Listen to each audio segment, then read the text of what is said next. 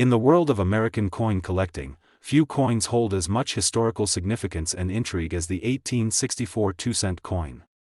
This small copper piece represents a moment of great change, both for the United States and for the nation's currency system. It was the first U.S. coin to proudly display the national motto, "In God We Trust." Let's journey back to the year 1864.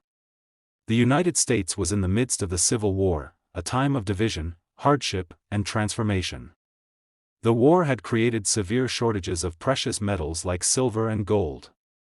Citizens began hoarding coins, and by 1863, most small denomination coins had disappeared from circulation.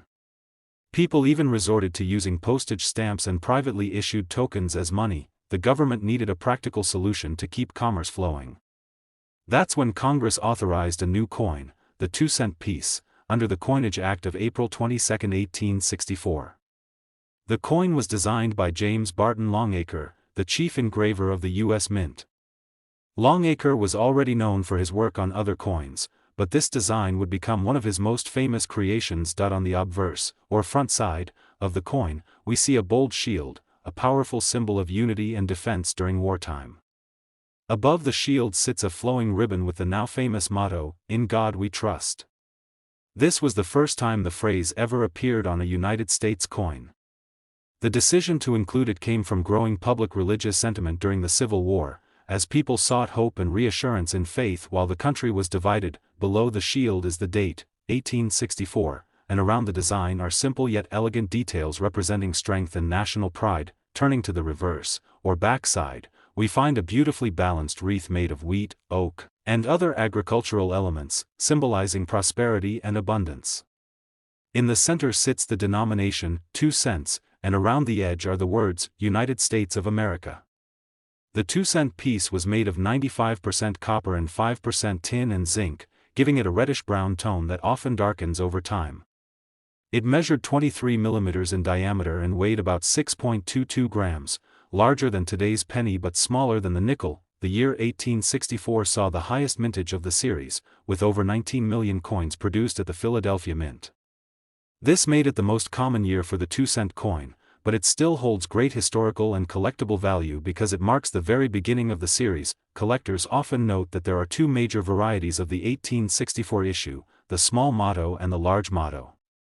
The difference lies in the size and spacing of the words, "In God We Trust."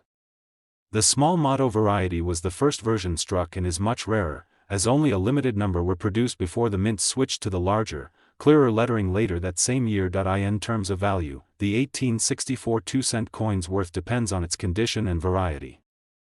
A well-worn piece may be worth between $20 to $40, while coins in fine or uncirculated condition can range from $100 to several $100s. The rare small motto variety can be worth $300 or more even in moderate grades, and high-grade examples certified by grading services can sell for thousands of dollars at auction. The 2-cent coin continued to be minted until 1873, but its popularity gradually declined. As new denominations like the nickel gained acceptance and silver coins returned to circulation, the need for a 2-cent denomination faded. Production dropped sharply after 1865, and by 1873, the denomination was officially discontinued. However, the legacy of this coin lives on. It set an important precedent for American coinage by introducing, "In God We Trust," a phrase that would eventually appear on all U.S. coins and paper currency. It also stands as a reminder of a time when the nation, though divided by war, found unity in faith and resilience. For collectors today, owning an 1864 2-cent coin is like holding a piece of American history. Each coin tells a story of innovation, patriotism, and survival during one of the most turbulent periods in the nation's past.